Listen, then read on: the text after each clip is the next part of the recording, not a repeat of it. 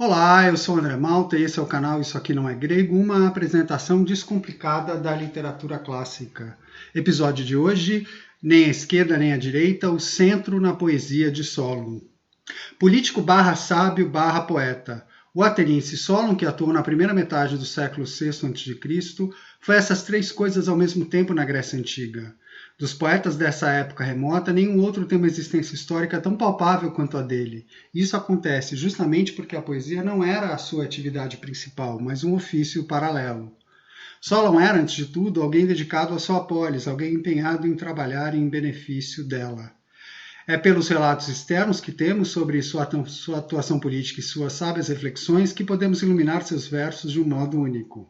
Ou seja, no seu caso existe uma conversa direta entre vida, momento histórico e obra poética, uma conversa que parece determinar a interdependência desses elementos de um jeito que é muito caro aos estudos clássicos.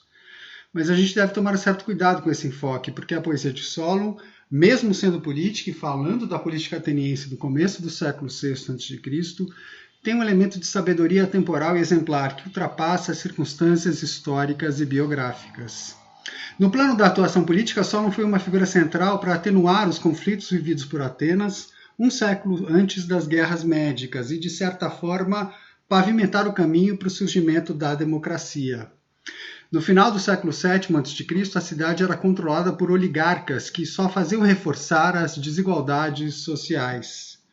A legislação instituída por Drácon por esse tempo, da qual pouco sabemos, teria estabelecido penas duras, draconianas, muitas vezes a própria morte, para as mais variadas infrações e crimes, o que certamente não deve ter contribuído para o apaziguamento social.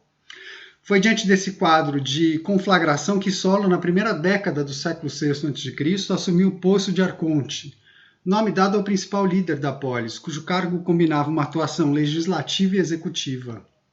O quadro, ao que tudo indica, era crítico. A maioria das terras e, consequentemente, das riquezas estava concentrada nas mãos de poucos, as classes mais altas.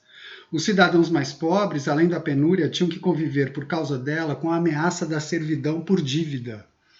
Ao contrair empréstimos junto aos mais ricos, que lhes cediam o solo, davam a si mesmos como garantia. Não pagando, eram escravizados, em geral vendidos para fora, ou tomavam a medida extrema de fugir e se exilar. A primeira ação de Solon como arconte foi cancelar essas dívidas, libertar os cidadãos que tinham sido escravizados com o endividamento, repatriar os exilados e, finalmente, proibir que novos empréstimos fossem contraídos sob garantia pessoal. É bom lembrar que, como nas demais polis, havia escravidão em Atenas, mas permitir que um cidadão fosse escravizado por outro e se tornasse um servo era indicativo de uma distorção socioeconômica grave. Esse conjunto de medidas iniciais, portanto, já restituía um mínimo de igualdade entre os habitantes com direitos políticos. Mas Solon, além de ter sido literalmente o libertador do povo, fez mais. Criou, por exemplo, uma lei que permitia que qualquer cidadão movesse um processo em nome de uma causa alheia. Em outras palavras, não era apenas a vítima que podia ir à justiça. Se alguém visse uma injustiça cometida contra outro cidadão ou contra a cidade, estaria apto a fazer uma denúncia, operando quase como um ministério público para combater abusos e infrações. De novo, o mais fraco passava a ganhar proteção em relação ao mais rico.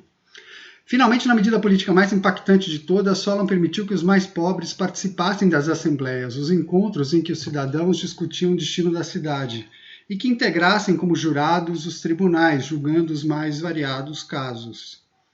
Na prática, isso dava a eles poder de decisão e, portanto, um sentimento de participação maior nos rumos da cidade, a despeito, claro, da pobreza, que era ainda um obstáculo.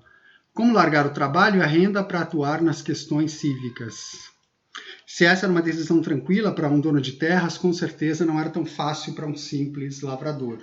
De novo, aqui é bom lembrar que mesmo num regime de corte oligárquico, com poucos ricos ainda no controle, instituições que costumamos associar apenas à democracia efetiva, como assembleias e tribunais, não precisavam estar ausentes e não estavam. Se essas foram, por um lado, medidas emancipadoras, Solon, por outro, manteve os principais cargos eletivos da polis acessíveis apenas às classes mais ricas, seguindo uma divisão censitária, baseada na renda típica das plutocracias.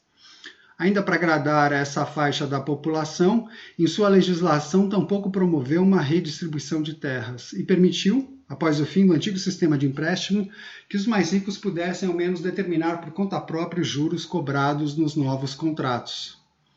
Entre várias outras medidas expostas publicamente para a consulta de todos, Solon teria legislado sobre comércio, casamento, cultos religiosos e herança, mantendo da legislação de Drácon só os artigos referentes aos homicídios. A Solon se atribui, por exemplo, a abertura de Atenas à entrada de estrangeiros. Os imigrantes poderiam se instalar na cidade, contanto que exercessem algum ofício regular. Ele também teria reformulado o sistema de pesos e medidas e o próprio sistema monetário da cidade. Depois desses atos, conta-se que Solon viajou por 10 anos para fugir da pressão por mudanças. Dos mais pobres, descontentes por ele não ter avançado mais contra os ricos, e dos mais ricos, por ter dado maior espaço aos desvalidos. As tensões permaneceram a longo prazo e na sua velhice Solon pôde testemunhar a ascensão de Pisístrato, tirano que chegou ao poder com grande apoio popular. O avanço do projeto democrático só viria mesmo com Clístenes, no final do século VI, com seu arranjo político que realmente misturava ricos e pobres, e principalmente depois das guerras médicas em meados do século V. À medida que o tempo passava, para os atenienses, Solon foi se transformando retrospectivamente nessa figura idealizada, o pai de uma espécie de democracia ancestral, o campeão do povo que pela primeira vez o colocara à frente. Ainda que viesse de uma família importante, Solon representava esse ideal da classe média e do bom equilíbrio na cidade. É essa faceta da moderação que se destaca na construção da sua figura de sábio. O episódio mais conhecido está na História de Heródoto, obra do século V a.C. Lá ele conta que em suas viagens, no período em que se ausentou de Atenas, Solon teria passado pela capital do Império Lídio, no Oriente, instado pelo rei Creso, que vivia no luxo e na riqueza, a dizer quem seria o humano mais afortunado de todos.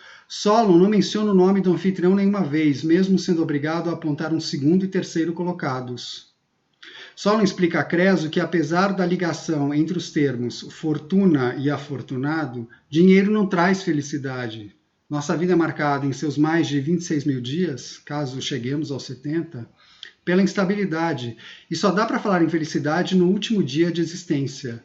Antes desse dia chegar, tudo pode acontecer e alterar radicalmente nossa realidade. Creso, que esperava a adulação de sempre, irrita-se com o que ouve e despacha Solon. Mas tempos depois ele se lembra das palavras do ateniense. Derrotado pelo persa Ciro e prestes a ser queimado vivo, Heródoto conta que ele invocou 3 vezes o nome de Solon e expressou o desejo de que o ateniense pudesse ter aconselhado todos os tiranos. Agora entendia que ele falava das limitações do gênero humano como um todo. O próprio Ciro, diante da cena, reconhece a instabilidade humana e volta atrás, poupando o inimigo. Ainda de acordo com Heródoto, Solon teria ido também ao Egito, mas os detalhes da visita encontramos em Platão nos diálogos Timeu e Crítias, do século IV a.C. Neles narra-se que lá Solon ouviu o famoso relato sobre o desaparecido reino de Atlântida, cujo poderio fora freado por Atenas 9.000 anos antes. De volta à pátria, Solon teria começado a compor uma narrativa épica em versos com essa história, sem jamais a concluir. Essas duas histórias, na Lídia e no Egito, junto com outras mais, seriam anedotas. A verdade delas parece residir em ressaltarem o caráter ponderado do líder, o que fez com que Solon figurasse no grupo seleto dos chamados 7 sábios da Grécia, e lhe fosse atribuída a autoria da máxima "nada em excesso". Não é por acaso que alguns de seus versos se confundem com os de Teógenes, o poeta grego associado à sabedoria e ao mesmo século VI a.C. Mas infelizmente não temos de Solon tantos versos como temos de Teógenes. O material transmitido por prosadores posteriores não chega a 300 linhas, com um ou outro poema completo. O objetivo central nesses poucos versos, ao que tudo indica, é refletir sobre o funcionamento harmônico da comunidade. É uma reflexão ainda mais preciosa por não vir de um teórico, mas de alguém que atuou na ágora no debate vivo da cidade. Nesses debates, claro, os cidadãos usavam a prosa como veículo para suas ideias, mas o recurso às musas como instrumento importante de atuação está previsto já na Teogonia de Hesíodo. O arranjo rítmico do verso, com sua facilidade de memorização, com certeza era proveitoso no plano político, produzindo adesão e reprodução em massa das mensagens. Se essa foi uma escolha meio isolada de Solon no universo da real política da Atenas antiga, isso só reforça sua inteligência e senso de comunicação. Mas o que Solon fala em sua poesia fragmentária? Em alguns poemas da sua intervenção concreta, como naquele em que se vangloria de ter libertado o povo da escravidão. Mas a tendência é ele ser menos específico e pensar de modo mais amplo sua atuação, enquanto modelo para o comportamento político.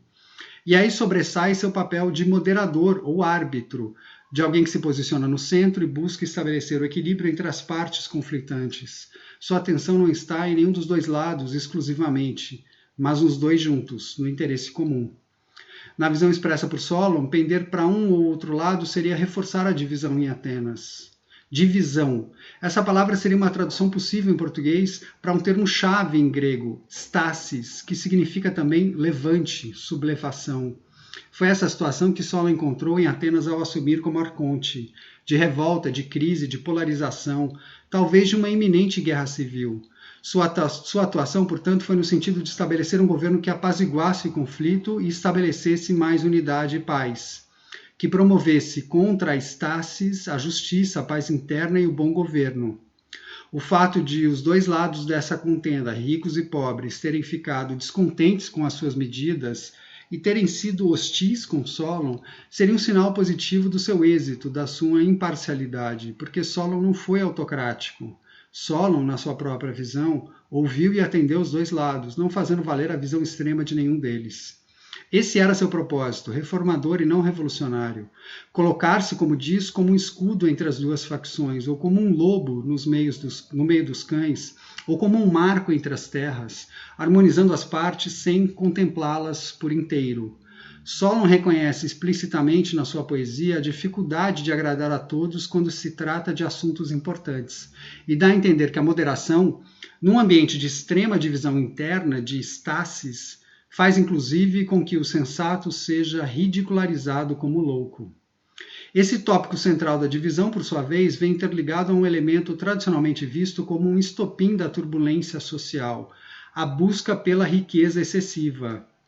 O termo grego usado para designar a ganância ou a ambição aparece mais de uma vez na sua poesia, principalmente no seu poema mais longo, intitulado Sobre a Justiça. Nele, Solon explora, no papel de sábio, a articulação moral e religiosa de duas ideias. A ideia, primeiro, de que a ganância gera fatalmente a ruína de quem a cultiva e de que essa ruína é a expressão de uma justiça determinada por Zeus. E, depois, a ideia de que a felicidade não está, como muitos pensam, no acúmulo de bens. Há outros prazeres que o ser humano sensato deve cultivar sem renegar a riqueza por completo. Justiça e felicidade coincidem assim com moderação. Claro que isso tem um desdobramento político e social, porque no regime oligárquico do seu tempo, a semente do conflito era a concentração cada vez maior de riquezas nas mãos de uma pequena elite. Quanto mais uma família rica buscava o aumento da própria riqueza, ela não só podia provocar, do ponto de vista moral e religioso, sua eventual ruína e infelicidade, mas do ponto de vista político, a desagregação social. A concentração de riqueza, portanto, podia ser, e ainda pode ser, a causa maior da stasis, do levante, da divisão, disso tudo que representa a antítese da união mínima e do senso de comunidade que devem marcar a condução da boa polis, do bom Estado ou do bom país. Nesse quadro, o papel de Solon, como representante de uma classe média, foi justamente valorizar esse meio termo mais justo e afim ao interesse de todos. Com ele, a sociedade ateniense evitou a guerra civil, mas continuou a ser desigual e com pouca mobilidade. Para Solon, esse era o resultado adequado, conciliar as partes sem revolucionar o tecido social, porque os custos da revolução eram altos e imprevisíveis. O tempo, no entanto, sobre cuja passagem ele reflete positivamente em alguns fragmentos, tentando valorizar os aprendizados da vida longa, o tempo mostrou a Solon que o povo de Atenas terminaria por cair na servidão de um só governante. Pisístrato ocupou o poder em Atenas por cerca de 30 anos, período em que os poemas de Solon continuaram a ser cantados, com a mensagem de que sozinhos nos achamos espertos como raposas, mas facilmente caímos como uma manada na lábia do primeiro tirano, seja ele à direita ou à esquerda. Eu fico por aqui, obrigado por ouvir e até a próxima.